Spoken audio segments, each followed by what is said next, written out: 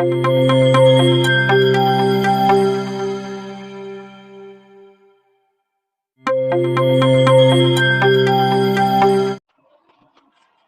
Our topic is microbiology.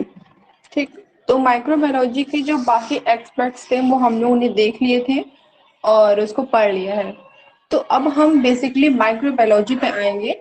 Okay, और उसके हम एप्लीकेशंस, उसके यूजेस, फिर सॉइल माइक्रोबायोलॉजी, वाटर माइक्रोबायोलॉजी, फिर मिल्क माइक्रोबायोलॉजी, इंडस्ट्री माइक्रोबायोलॉजी, इन सब के बारे में इसी के अंडर हम स्टडी करेंगे।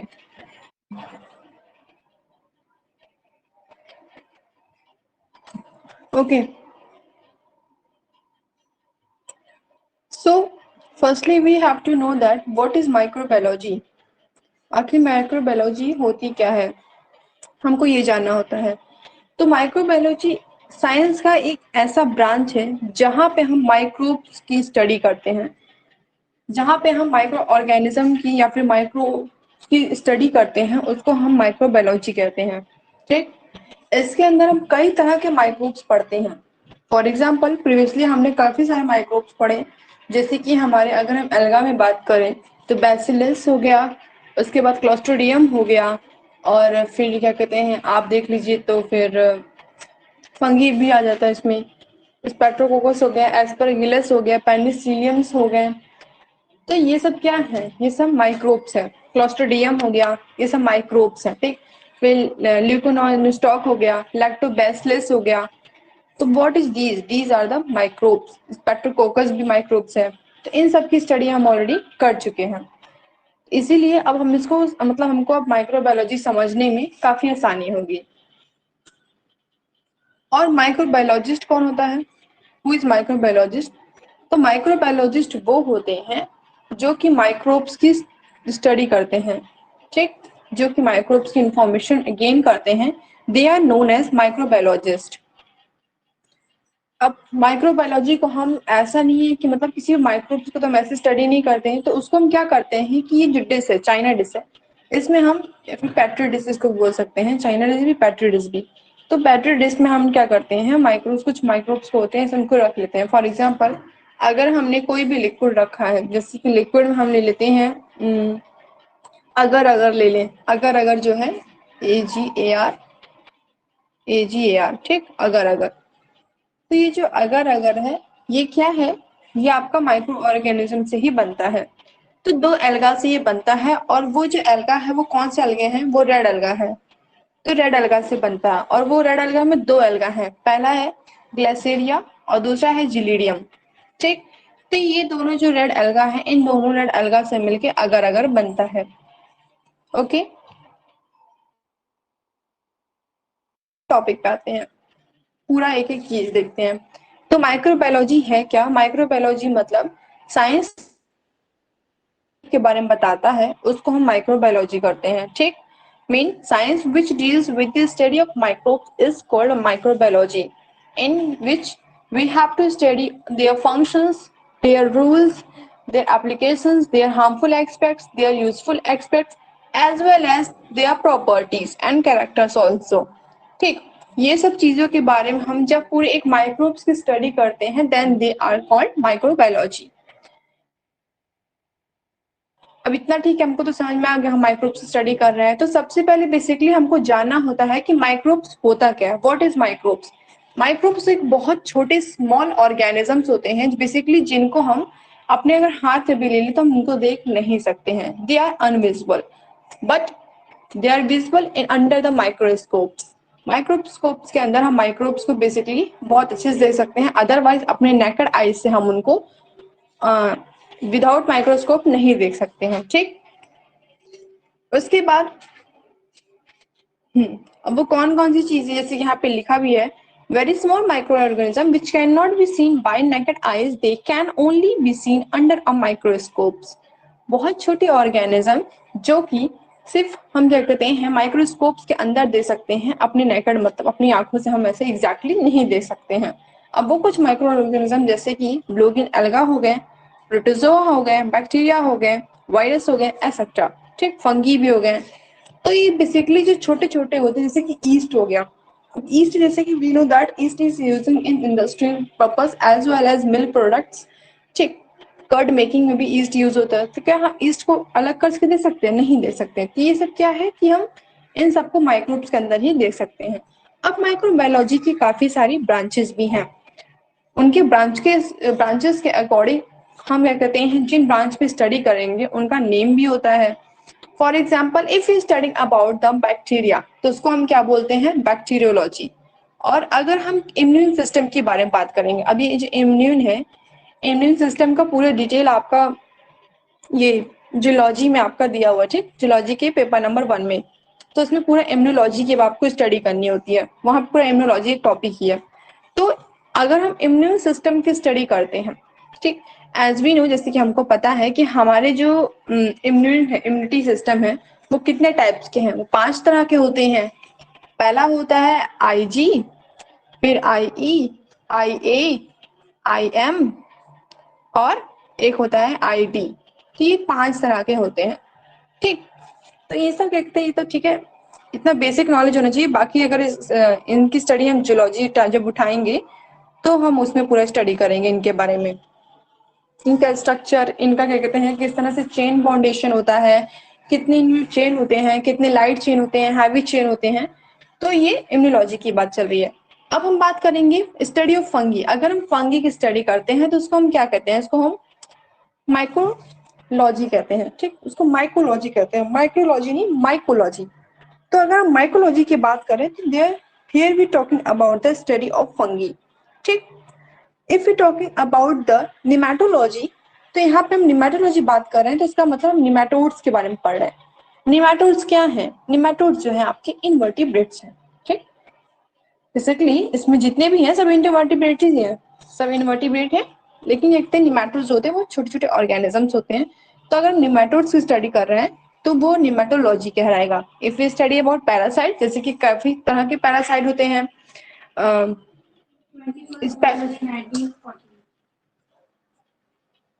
फैसिलिटिव पैरासाइट होते हैं, फिर इस पे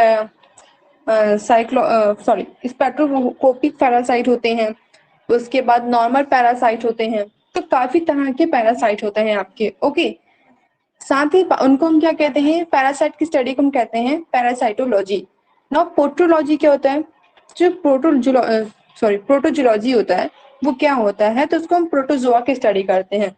और प्रोटोजोआ से तो काफी सारे डिजीज होते हैं, एज वी नो दैट। जैसे कि अगर क्या कहते हैं, हम काला अजहर की बात करें तो वो किससे होता है? तो वो प्रोटोजोआ से ही होता है। ठीक, तो अगर हम प्रोटोजोआ की स्टडी करते हैं तो उसको प्रोटोजोलॉजी कहते हैं। फिर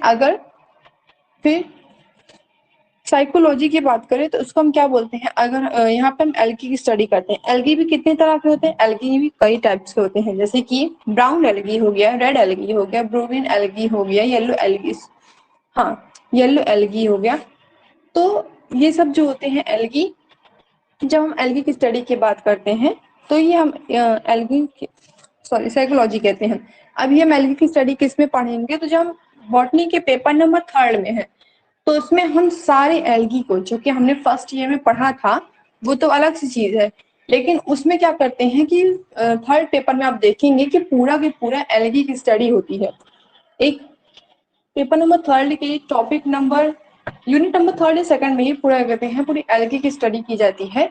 और उनके यहाँ तक कि कंपैरिजन करके पढ़ा जाता है कि कौन से एल्गी में क्लोरोफिल ए भी पाया जाता है, किसमें क्लोरोफिल ए सी पाया जाता है, किसमें ए डी पाया जाता है। तो ये सब पढ़ते हैं हम। ठीक, अगर हम अब देखते हैं, now we move forward and study here that history of microbiology. आखिर माइक्रोबायोलॉजी की हिस्ट्री कैसी है? कौन लाया माइक्रोबायोलॉजी को? किसने डिस्कवर किया? कैसे हमको पता चला कि ये माइक्रोबायोलॉजी माइक्रो ऑर्गेनिजम्स हैं? इसको देखा कौन? तो basically we have to know that कि माइक्रोबायोलॉजी के फादर किसे कहते हैं हम? तो लुईस पैस्चर जो हैं उन्हें हम माइक्रोबायोलॉजी का फादर कहते हैं। Now, when the microscopes were discovered, the science microbiology came into existence। कहने का ये मतलब है कि जब माइक्रोस्कोप डिस्कवर हुआ, ठीक, माइक्रोस्कोप जब डिस्कवर हुआ तब जाके ये जो माइक्रोबायोलॉजी है ये साइंस के अंदर इन्वॉल्व हुआ।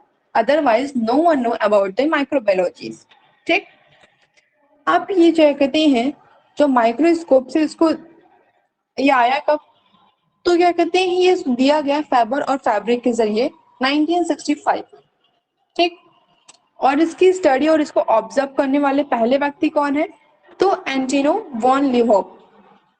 बेसिकली अगर हम इनकी बात करें तो ये क्या है, ये पहले एक वो थे जैसे कि कपड़े उपड़े का काम करने वाले थे, ठीक है। तो इन्होंने क्या किया कि ये बहुत मतलब किसी भी चीज को सर्च करने में बड़ा इंटरेस्ट रखते थे।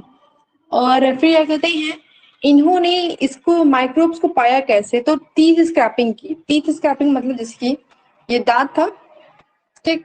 अब इस पे क्या कहते हैं, जब हम सो के उठते हैं, जब हम ब्रश नहीं किए रहते हैं, बेसिकली अगर आप ऑब्जर्व करो जब ब्रश आप नहीं किए रहते हैं, और फिर क्या कहते हैं, तो यहाँ पे आप ये छोटे छोटे कहते हैं बहुत ऐसे साइड में ऐसे बन जाता है, वो क्या हो जाता है कि बहुत मतलब एक लेयर टाइप का बन जाता है, ठीक। तो वो जो लेयर होता है, जब उसको उन्होंने स्क्रैप किया, मतलब उसको ऐसे निकाला, जो छोटे छोटे लेयर हो जाता है व्हाइटिश टाइप का, उस लेयर को उन्होंने निकाला। और निकालने के बाद उन्होंने क्या किया कि उसको ऐसे पानी में डाल दिया, ठीक। और पानी में डालने के बाद वो क्या कहते हैं, एक ग्लास बनाए और उस ग्लास से सर्च करने लगे। जब उन्होंने निकाला तो सबसे पहले उस माइक्रोब्स को उन्होंने क्या नाम दिया, उन्होंने दिया डाइकेरेन। उसके बाद फिर उन्होंने कहा कि उसके बाद डाइकेरेन के बाद उन्होंने कहा एमुलेस। एमुलेस का नाम दिया।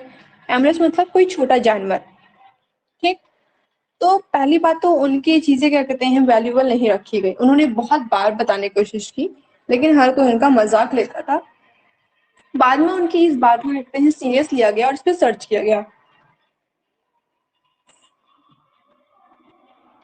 ये है एंटोनियो वॉन लीहॉक जी, जिनका डेट ऑफ बर्थ जो है 1632 में, और डेथ जो उनका हुआ था 1723 में हुआ था, ठीक। ये माइक्रोस्कोप है जो उन्होंने बनाया था, ये पहला माइक्रोस्कोप है जो 1600 टाइम पीरियड में बना था। ये माइक्रोस्कोप्स, आज का माइक्रोस्कोप तो ऐसे होता है, जो स्टैंड होता है, ठीक, एक लेयर, दो, इस तरह से है। लेकिन उस टाइम का माइक्रोस्कोप कुछ इस तरह से था। तो यहाँ पे कैसे देखते थे वो, तो क्या करते थे कि ये जो एरिया है यहाँ पे वो रखते थे, और इसका जो इसको धीरे धीरे टाइट करते थे और फिर धीरे धीरे लाइट करते थे, टाइट करते थे तो उसके पास जाते थे और उसको वो देखते थे, और फिर जब लाइट करते थे तो मतलब उससे दूर जा रहे हैं। ये कौन है, ये हमारे लुईस पैस्चर जी हैं, ठीक, फादर ऑफ माइक्रोबायोलॉजी। ना,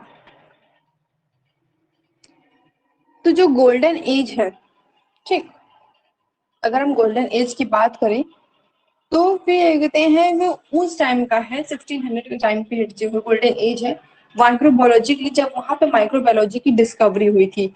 साथ ही अगर हम बात करें इन 1865 में क्या हुआ, they was slow study about microbes, क्योंकि उस समय बहुत धीमे धीमे स्टडी होती, क्योंकि इतना चर्चित नहीं था, इतना सीरियस कुछ नहीं था। लेकिन आज के टाइम में हर एक जगह, यहाँ तक कि इसका खुद का एक अलग स्कोप है, अगर इसके बारे में कोई स्टडी करता है तो खुद का एक इसका अलग स्कोप है। साथ ही साथ इसकी स्टडी के साथ अगर आप देखिए तो काफी जगह यहाँ तक कि क्रिमिनल चीजों में भी इसका बहुत यूज होता है, ठीक। उसके बाद 1865 से लेके 1882 तक, इसमें क्या कहते हैं जो फ्रेंच साइंटिस्ट थे, कौन है, लुईस पास्चर जी हैं। तो जो फ्रेंच साइंटिस्ट थे इन्होंने इस पर काफी स्टडी की, और साथ ही साथ उनके साथ एक और लोग थे, वो है रॉबर्ट कोच जी, ठीक। उन्होंने भी इसके साथ उनके साथ मिलके इस पे बहुत स्टडी की, और इस पे स्टडी करने के बाद उन लोगों ने काफी सारी इसमें चीजें निकाली, और इसमें काफी प्रोसेस, मतलब उन्होंने क्या किया कि उसको फिर से रीडिस्कवर किया है ना, क्योंकि एक बार तो उसका डिस्कवर हो चुका था, तो उसको रीडिस्कवर, क्योंकि एंटोनी वॉन लीहॉक जो थे उन्होंने एक बार कर लिया, उसको रीडिस्कवर क्या कहते हैं लुईस पैस्चर जी ने और रॉबर्ट कोच जी ने किया था। कोच जी ने काफी सारे पोस्टुलेट भी दिए थे इस पे, ठीक। साथ ही साथ जो लुईस पैस्चर जी हैं उनका इस फील्ड में कुछ ज्यादा ही अलग रोल था, क्योंकि उन्होंने बताया था कि इसका फ्रेगमेंट कैसे होता है, फिर उन्होंने ये बताया था कि क्या कहते हैं इसका फॉर्मूला कैसा है, इसको कहाँ कहाँ हम यूज कर सकते हैं। उन्होंने काफी सारे एक्सपर्ट्स बताए थे, जिसकी वजह से उनको फादर ऑफ माइक्रोबायोलॉजी कहा जाता है। फिर उसके बाद हम और चीज देखेंगे, तो हम ये देखते हैं कि इसमें क्या हुआ था कि 1882 तक क्या हुआ, काफी सारे माइक्रोबायोलॉजिकल जितनी भी चीजें हैं उनकी इंफॉर्मेशन कलेक्ट होना शुरू हो गई थी। ठीक। ना spontaneous generation, what is spontaneous generation? अब स्पॉन्टेनियस जनरेशन वो जनरेशन होता है जो अपने आप स्पॉन्टेनियस वर्ड, जैसे आप केमिस्ट्री में इसको पढ़ चुके होंगे, स्पॉन्टेनियस रिएक्शन ये था ना, तो उसी तरह स्पॉन्टेनियस जो वर्ड है इसका मतलब होता है कोई भी चीज अपने आप हो जाना। ठीक, हम उसको कराएंगे नहीं, वो ऑटोमेटिक हो जाएगा, और इसको हम एबायोजेनेसिस भी कहते हैं। ठीक, एबायोजेनेसिस वो चीजें होती हैं जो अनबायोलॉजिकली है, जिसको रखते हैं कोई मेन रखते हैं कोई लिविंग ऑर्गेनिज्म नहीं है, अनबायोलॉजिकली है। All the living organism oriented spontaneously from non living matter, it is called abiogenesis. Abiogenesis basically आप क्या कहते हैं इसको, आप बीएससी सेकंड ईयर आप पढ़ चुके हैं, इसकी स्टडी हम कहते हैं कर चुके हैं। जब हम एवोल्यूशन चैप्टर पढ़ रहे थे, एवोल्यूशन की स्टडी कर रहे थे, तब हमने पढ़ा था एबायोजेनेसिस जनरेशन। ठीक, इसमें वो होता है कि कोई भी लिविंग ऑर्गेनिज्म, कोई भी छोटा ऑर्गेनिज्म जो कहते हैं नॉन लिविंग मैटर से, किसी लिविंग मैटर से नहीं, किसी नॉन लिविंग मैटर से अपने आप क्या कहते हैं वो जनरेट होने लगे। फॉर एग्जाम्पल अगर हम स्टडी एग्जाम्पल की बात करें तो हम देखेंगे कि अगर कोई ग्रेन है, ठीक, ग्रेन मतलब कोई भी अनाज है, तो क्या होता है कि इसमें काफी सारे विवाद भी छिड़े हुए थे, काफी सारे इसमें रखते हैं लोगों ने विवाद रखे कि लोगों का मतलब साइंटिस्ट लोगों ने विवाद रखे कि क्या कहते हैं कौन सी चीजें कैसी हैं। तो इसमें क्या हुआ, जैसे कोई मीट है, ठीक, हमने कोई जार ले लिया, जार लेने के बाद यहाँ पे एक मीट रख दिया और दो जार लिया है एक साथ। आप एक बार देखो तो आपको याद आएगा वो पुराना जो पढ़े थे हम लोग। तो यहाँ पे मीट क्या हुआ, दो जार है, एक जार को हमने फुल्ली क्लोज कर दिया और एक जार को हमने क्या किया, ओपन रखा। तो आफ्टर 1 वीक हम देखते हैं कि जो हमने जार जो है बंद किया था, ठीक, कपड़े से वो बंद करेंगे, जो कपड़े से हमने जार बांधा था, तो उसमें हम देखेंगे कि जितने भी उनके छोटे छोटे एग्स होते हैं वो ऊपर रहेंगे, ठीक, कपड़े के ऊपर रहेंगे। और जो खुला हुआ जार था उसमें हम क्या देखेंगे, वो सारे एग्स जो हैं वो डाउनवर्ड्स होंगे, मतलब नीचे की तरफ होंगे। तो ये क्या हुआ कि एक नॉन लिविंग मैटर से, क्योंकि अब ये मीट है तो कोई नॉन लिविंग मैटर है, अब इसमें जान तो नहीं है कि क्या कहते हैं किसी ऑर्गेनिज्म में है, उसमें ब्लड सर्कुलेशन चल रहा है, वो वर्कअप कर रहा है, कॉन्ट्रैक्ट हो रहा है, फिर डिस्ट्रैक्ट हो रहा है, ऐसा तो कुछ नहीं है। ठीक, तो एक नॉन लिविंग मैटर से लिविंग ऑर्गेनिज्म से क्या हो रहा है, यहाँ पे प्रोडक्शन हो रहा है। उसके बाद हम फिर क्या देखेंगे, फॉर एग्जाम्पल इसमें दिया हुआ जैसे कि frog, mice, flies have originated from mud, decomposite body from animal rain etc. कहने का ये मतलब है कि जैसे जो फ्लाइज हैं, जो फ्लाइज कौन है, जैसे कि बारिश का मौसम आएगा तो इसमें हम देखेंगे कि जितनी भी कीड़े मकोड़े हैं बारिश में होते हैं और गंदगी जैसे कलेक्टेड वाटर हो गया, तो जो मॉस्किटोज हैं, एडेनीज जो मॉस्किटो है, वो क्या होने लगती है, खूब सारी जनरेट होने लगती है। तो सब एक कहा गया कि एक नॉन लिविंग मैटर से काफी लिविंग मैटर का ओरिजिनेट होना, उस प्रोसेस को हम कहते हैं स्पॉन्टेनियस जनरेशन, अपने आप जनरेट होने वाला, और ये बायोजेनेसिस कहते हैं। ठीक, von Helmont supported this theory, जो वॉन हेलमेंट नाम के साइंटिस्ट थे उन्होंने इस थ्योरी को सपोर्ट किया, इस थ्योरी के वो एक विरुद्ध ले गए और उन्होंने कहा कि हाँ ये बात एकदम सही है। फिर Louis Pasteur perform experiment by using a long narrow goose neck flask. देखो सबसे बड़ी चीज, जब इवोल्यूशन आप पढ़ रहे थे तो जब इवोल्यूशन में आपने एक चीज तो देखा ही होगा, आपको रिमेम्बर होना चाहिए कि एक फ्लैक्स था, ठीक, कुछ इस तरह से, और फिर ऐसे करके मतलब हाँ ऐसे था, फिर ऐसे करके उसमें पाइप लगी हुई थी यहाँ पे गोला से याद आया होगा, जिसमें कहते हैं मीथेन गैस था, फिर क्या कहते हैं कार्बोहाइड्रेट था, ऑक्सीजन था, फिर इलेक्ट्रिक कहते हैं करंट फ्लो करवाया गया। तो ये वाला एक्सपेरिमेंट, ठीक, तो उसमें क्या होता है कि जो नेक शेप होता है उसमें अगर इस तरह से देखा जाता है कि अगर वो इस तरह से ये है, अटैच है, तो क्या इसमें ऑर्गेनिज्म जनरेट हो पाएंगे, नहीं, नहीं हो पाएंगे, वो इतना तक आएंगे उसके बाद वो रुक जाएंगे। और वही क्या करते हैं वो दोबारा लुईस पैस्चर जी क्या करते हैं कि इसको यहीं से तोड़ देते हैं। यहाँ से तोड़ने के बाद वो क्या देखते हैं कि जो माइक्रो ऑर्गेनिजम्स हैं वो यहाँ नीचे जनरेट होना शुरू हो जाते हैं। ठीक, तो ये सब कुछ एक्सपेरिमेंट्स हैं जो लुईस पैस्चर जी ने किया था इस थ्योरी को प्रूफ करने के लिए बेसिकली अच्छे से। क्या होता है देखो, इसमें लिखा भी है, कहते हैं air pass through the next but microbe is still down in the next. कहने का ये मतलब है कि एयर पास तो हो रहा है लेकिन माइक्रोब्स बीच में आके यहाँ रुक जाते हैं क्योंकि काफी लॉन्ग है, वो भी ऐसे सर्कुलर फॉर्म में है। और यहाँ पे क्या कहते हैं, हम वो देखते हैं कि कोई भी माइक्रोब्स नहीं आता, लेकिन उसके बाद वो क्या करते हैं कि जब उस चीज को वो यहाँ से तोड़ देते हैं, तोड़ने के बाद वो देखते हैं कि जर्म और डग्स दोनों एक साथ आ जाते हैं। ठीक, ये लुईस पास्चर जी का एक्सपेरिमेंट रहता है एबायोजेनेसिस थ्योरी को प्रूफ करने के लिए ना। लुईस पास्चर जी के बारे में पढ़ते हैं, जिनका डेट ऑफ बर्थ जो है 1822 से लेके 1895 तक है। ठीक, इनको हम फादर ऑफ माइक्रोबायोलॉजी भी कहते हैं, एज वी प्रीवियसली स्टडीड। और इसके बाद इसमें क्या होता है कि यहाँ पे resolve the problem of controversy of doctrine of spontaneous origin of life। कहने का ये मतलब है कि यहाँ पे वो लुईस पास्चर जी है जो वो यहाँ पे एक जो कॉन्ट्रोवर्स है, एक जो विरोध स्पर्धा था कि नहीं ये सही भी है, नहीं ये गलत भी, काफी लोग अपोज में होते हैं, काफी लोग रहते हैं आपके साथ।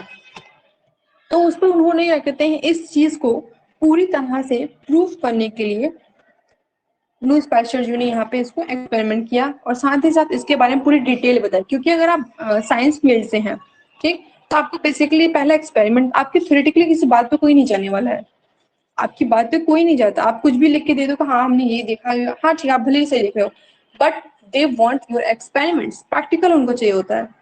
तो theoretically as well as practically दोनों एक्सपर्ट्स चाहिए होते हैं। ठीक, तो जो लुईस पास्चर जी हैं थ्योरेटिकली तो उन्होंने कर लिया, अब वो प्रैक्टिकली बताते हैं। rediscover the role of microbes in the process of fragmentation। अभी फ्रेगमेंटेशन की प्रक्रिया से वो क्या कहते हैं, माइक्रोब्स के रोल्स को गिव स्ट्रॉन्ग एविडेंस, एक बहुत बड़ा प्रमाण, ठीक, एक बहुत स्ट्रॉन्ग प्रमाण देते हैं वो, इसमें germ theory of diseases. Germ theory of diseases क्या है कि अगर कोई भी चीज, जैसे कि अगर कोई भी चीज हमने रख दिया, अब आप जैसे कि फॉर एग्जांपल कोई आप मीठा लीजिए और मीठा लेने के बाद आप उसको 2-3 दिन का जैसे खुला ओपन रख दीजिए। ठीक, किचन में आप इसे ओपन रख दिए हैं एक प्लेट में रख के, उसके बाद आप खाएंगे ना, अगर आपकी इम्यून पावर, इम्यून कम है, वीक है, तो क्या होगा कि एक बार तो आपकी बॉडी एब्जॉर्ब कर लेगी, चलिए ठीक है, लेकिन दूसरी तीसरी बार क्या होगा कि आपकी तबियत खराब हो जाएगी। ठीक, तो वो क्या हो गया, जर्म थ्योरी ऑफ डिसीजेस हो गया, एक सबसे छोटा इजी एग्जांपल। तो ये क्या कहते हैं, he discover the life in the absence of oxygen. Oxygen कहने का ये मतलब है कि इन्होंने और क्या क्या डिस्कवर किया, इन्होंने ये भी डिस्कवर किया कि ऑक्सीजन की प्रेजेंस में भी लाइफ एग्जिस्ट है, किसकी, माइक्रोब्स की। ठीक, फॉर एग्जाम्पल अगर हम वायरस की बात करें तो क्या वायरस को ऑक्सीजन की जरूरत थी, नहीं। वायरस तो लिविंग और नॉन लिविंग इन दोनों के बीच में लिंकेज दिखाता है ना, एक लिंक क्रिएट करता है। अगर ये कहते हैं जब तक उसको उसका होस्ट नहीं मिला तब तक वो नॉन लिविंग है, होस्ट मिल गया तो वो लिविंग है। तो वही चीज वो बताते हैं लुईस पास्चर जी कि बिना ऑक्सीजन के भी इनकी लाइफ है। ठीक, he formulated the method of pasteurization. Pasteurization मतलब किसी भी चीज को, जैसे कि पेस्चुरेशन वो प्रक्रिया होती है किसी भी चीज को, जैसे कि हम गर्म कर देते हैं, तो गर्म करने के बाद क्या होता है कि उसके जब पूरे माइक्रोब्स डेड हो जाते हैं तो उस प्रोसेस को हम पेस्चुरेशन कहते हैं। फॉर एग्जाम्पल जैसे कि दूध आता है, तो दूध आने के बाद हम क्या करते हैं, उसको हम गर्माते हैं। तो जिससे भी क्यों गर्माते हैं, इसलिए गर्माते हैं कि उसके जितने भी माइक्रोब्स हैं वो क्या हो जाए, तो डेड हो जाए। ठीक, he discovered the anti rabies vaccine. जो एंटी रेबीज वैक्सीन मतलब जो रेबीज जो कहते हैं डॉग बिटिंग के बाद एक रेबीज की डिसीज जाती है, उसकी वैक्सीन भी लुईस पास्चर जी ने डिस्कवर किया। He suggested the method of control of febrile disease of silkworm। इन्होंने फिर सिल्कवर्म डिसीज को भी कहते हैं कंट्रोल मेथड बताया, और साथ ही साथ इन्होंने जो चिकन कॉलरा होता था, ठीक, चिकन कॉलरा मतलब जिसको एक छोटा छोटा जैसे दाना जैसे नहीं रहता है, चिकन पॉक्स अलग होता है, चिकन कॉलरा अलग होता है। तो चिकन कॉलरा की डिसीज को भी इन्होंने क्या किया, वहां पे भी इन्होंने इसके जम के बारे में बताया कि आखिर ये शुरू कैसे होता है। फॉर एग्जाम्पल जैसे कि एक गाय में है, ठीक, तो गाय से अगर किसी में ट्रांसफर हो रहा है तो कैसे ट्रांसफर हो रहा है। No, Robert Koch. Robert Koch को हम क्या कहते हैं, तो रोबोट कोच जो है वो माइक्रोबल टेक्निक के फादर कहे जाते हैं। अब माइक्रोबल टेक्निक क्या है, तो माइक्रोबल टेक्निक यहाँ पे हम बात करेंगे माइक्रोस्कोप की, क्योंकि माइक्रोस्कोप्स के जरिए ही हम माइक्रोब्स को देख पाएंगे। ठीक, माइक्रोस्कोप के जरिए माइक्रोब्स को देख पाएंगे, इसलिए इनको हम क्या कहते हैं, माइक्रोबियल टेक्निक के फादर कहते हैं। और वेयर एज लुईस पास्चर जी को हम फादर ऑफ माइक्रोबायोलॉजी कहते हैं, क्योंकि वो उन्होंने पूरे माइक्रोब्स के बारे में बताया था हमको। यहाँ पे क्या होता है, रॉबर्ट कोच जी की हम बात करें तो introduction of alkaline dyes strain bacteria so that individual cell could be seen more clearly with the microscopes। कहने का ये मतलब है, अगर किसी बैक्टीरिया को हम स्टेन कर देते हैं, ठीक, स्टेन करने जैसे कि दो तीन कलर्स होते हैं बेसिकली, रेड, एक रेड स्टेनर होता है, ब्लू ग्रीन स्टेनर होता है, येलो सॉरी, और एक ब्लू होता है। ठीक, एक ग्रीन होता है, एक ब्लू होता है, एक रेड। तो बेसिकली हम क्या कहते हैं, फंगीज के लिए हम आपका ब्लू यूज करते हैं, और कुछ फंगीज के लिए हम ग्रीन, और साथ में एल्गी के लिए भी कुछ ग्रीन यूज करते हैं, वरना हम अधिकतर किसी भी चीज में रेड स्टेन ही यूज करते हैं। ठीक, तो क्या होता है कि जब रेड स्टेन लेते हैं, अगर कोई सेल उल भी होता है तो सेल उल भी हम रेड स्टेन ही यूज करते हैं। तो अगर हम बात करें यहाँ पे स्टेन की बात करें, तो हम देखते हैं कि कोई सेल है, ठीक, कोई सेल में हमने रेड स्टेन डाल दिया, और रेड स्टेन डालने के बाद मतलब एक स्लाइड रखी, स्लाइड में हमने सेल रखी, उसमें रेड स्टेन डाला, उसके बाद कवर स्लिप से उसको हमने क्या कर दिया, कवर अप कर दिया। कवर अप करने के बाद हमने इसको माइक्रोस्कोप के अंदर रखा, फिर माइक्रोस्कोप से हम जो व्यू करते हैं, व्यू करने के बाद हमको माइक्रो ऑर्गेनिज्म जो है वो विजिबल हो जाते हैं। ठीक, from phloem to observe we use the stain with haematoxylin. कहने का ये मतलब है कि जब हम किसी फ्लोएम को कहते हैं ऑब्जर्व करते हैं, यहाँ पे प्लांट की बात चल रही है, फ्लोएम को हम ऑब्जर्व करते हैं तो उस समय हम कौन से स्टेन की यूज करते हैं, तो हम जो स्टेनिंग करते हैं वो हेमाटोजोइल यूज करते हैं। फॉर लाइनिंग to observe we use stain of safranin. जो सैफरीन ही होता है ना, इसको रेड स्टेन कहते हैं, ये रेड कलर का होता है सैफरीन। ठीक, use of agar-agar and gelatin to prepare solid culture medium in order to obtain isolated group of organism। कहने का ये मतलब है कि जो अगर-अगर है, बेसिकली अभी हम अगर-अगर की आगे स्टडी कर चुके हैं, अगर-अगर जो है ना बहुत ज्यादा ही इंपॉर्टेंट है। ठीक, तो अगर जो हम कहते हैं किसी भी स्ट्रॉन्ग कल्चर मीडियम को हम बनाते हैं और हमें वहां पे ऑर्गेनिज्म की ग्रोथ करानी है, ठीक, किसी भी अगर हम ऑर्गेनिज्म की ग्रोथ कराते हैं तो उसमें हम दो चीजों का यूज करते हैं। पहला चीज क्या है, अगर अगर है, दूसरा क्या है, जिलेटिन है। इन दोनों चीज को यूज करके हम किसी भी एक कल्चर मीडियम, मतलब उस मीडियम में ऑर्गेनिज्म की ग्रोथ कराते हैं। ठीक, फिर उसके बाद the tiny colonies made up of millions of individuals bacteria packed tightly together. कहने का ये मतलब है कि अगर क्या कहते हैं किसी भी चीज कोई पैकेट वैकेट है, जैसे कि कोई भी अगर आप देखिए, जैसे जैम का ही ले लीजिए, या फिर आप फॉर एग्जांपल अगर हाँ, जैसे कि टमाटो सॉस हो गया, टमाटो सॉस ले लीजिए, तो वो क्या होता है कि इन सबको जब हम लेते हैं तो ये जो बॉटल होता है इनके ऊपर एक कवर स्लिप लगी होती है। क्यों कवर स्लिप लगी होती है, कि जिससे वो किसी कोई भी बैक्टीरिया जो है वो अंदर ना जाए। ठीक, उसके बाद this matter prove to useful not only for the identification of bacteria but also for the isolation of pure culture and development of the liquefied solid culture medium. कहने का ये मतलब है कि ये सारी जो हम चीजें यूज करते हैं, अगर हम किसी भी, यहाँ तक कि बेसिकली हमने जैसे कि यहाँ पे बात की थी अभी मीट की बात की थी, किसी भी चीज में मीट रखते हैं और उसको हम कवर रख देते हैं। कवर किससे कर रहे हैं, एक कॉटन के कपड़े से हम उसको कवर कर दे रहे हैं, तो जो कहते हैं जो ऊपर, ठीक, ऊपर क्या कहते हैं जो छोटे छोटे एग्स होते हैं फ्लाइज के, वो अगर होते हैं तो उनको क्या कहते हैं हम अलग से देते हैं, और अलग से रखने के बाद भी हम उन पर स्टडी कर सकते हैं। साथ ही साथ जो हमारा मीडियम है, जो अंदर जो मतलब मीडियम या फिर आप किसी भी कल्चर मीडियम का आप उसको रखिए, तो उसका भी पेस्चुरेशन किया जाता है। साथ ही साथ उसको क्या कहते हैं, उसको भी बैक्टीरिया से बचाने के लिए उसको अलग रखा जाता है। ठीक, it consider the coach greatest contribution. यहाँ पे जो है रॉबर्ट कोच का इसको ग्रेटेस्ट कंट्रीब्यूशन कहा जाता है कि किस तरह से उन्होंने बताया कि किसी भी मीडियम की हम स्टडी कैसे कर सकते हैं, साथ ही साथ किसी भी मीडियम मतलब माइक्रोब्स को हम किस तरह से बना सकते हैं, और अगर उसकी स्टडी करनी है तो मीडियम को मतलब किसी भी चीज को हम देख कैसे सकते हैं, तो माइक्रोस्कोप्स के जरिए। Okay, discovery of causing of agent, जैसे कि काफी सारी डिसीजेज होती हैं, तो उन्होंने ये भी जो कोच जी हैं, जो रॉबर्ट कोच जी हैं, उन्होंने क्या किया कि उन्होंने काफी सारे एजेंट की भी डिस्कवरी की। कि अगर कोई भी डिसीज कोई भी फैला रहा है, कोई भी ऑर्गेनिज्म, तो वो किस चीज से कैसे फैला रहा है। फॉर एग्जाम्पल अगर हम एंथ्रेक्स की बात करें तो वो किससे होता है, बैसिलस एंथ्रेसी में। जब हम बैसिलस की स्टडी कर रहे थे, ठीक, बैसिलस जब हम जिन की जनरा की स्टडी कर रहे थे, तो यहाँ पे डिसीज की बात ये उठी थी। अब ट्यूबरक्लोसिस जो टीबी होता है, ठीक, टीबी, तो जो टीबी होता है, ट्यूबरक्लोसिस होता है, वो किसके जरिए होता है, तो माइकोबैक्टीरिया ट्यूबरक्लोसिस के जरिए होता है। लास्ट हम देखते हैं कि अगर क्या है। तो बेसिकली आप हमेशा याद रखिएगा कि अगर पूछे ना, तो आप व्हाट इज अगर। फॉर एग्जांपल अगर आपसे क्वेश्चन पूछ लिया गया तो आप कहेंगे कि अगर इज अ मीडियम और is a substance which we use in culturing of microbes और मीडियम्स, ठीक। तो अगर एक ऐसा मीडियम है, एक मीडियम, वहाँ पे दूसरी बात चल रही है, दूसरी मीडियम की बात चल रही है, MeDIM की बात चल रही है, ठीक।